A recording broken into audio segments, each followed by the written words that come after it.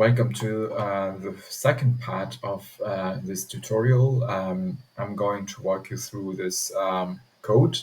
Here, if you have, this is actually optional, if you have any video which is, of course, open source on YouTube, you are allowed to use it.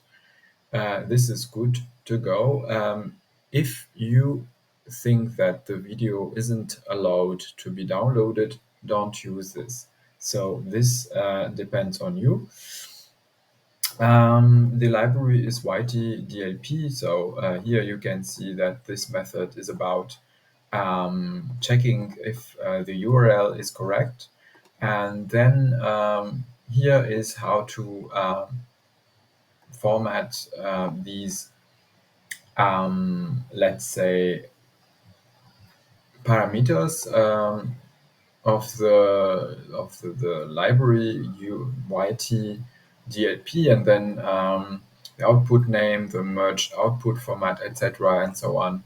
And this enables you to proceed the download correctly. So as you can see, you can use this in order to see how to download. I can show you how this works, and this is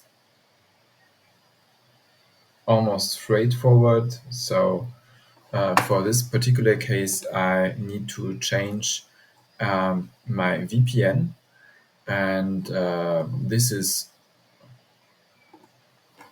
of course, if you get blocked, you need to of course change your IP address to not to avoid getting blocked.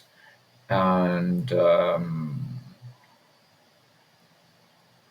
so this is working, and you can see how the download is starting. Of course, as I said, it should be only for videos where you are allowed to proceed to this download.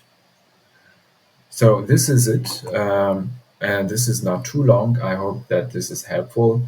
Otherwise, the rest of the tutorial, we will suppose that you have your own video, and you can actually work using that video in order to proceed to the translation regardless of the result.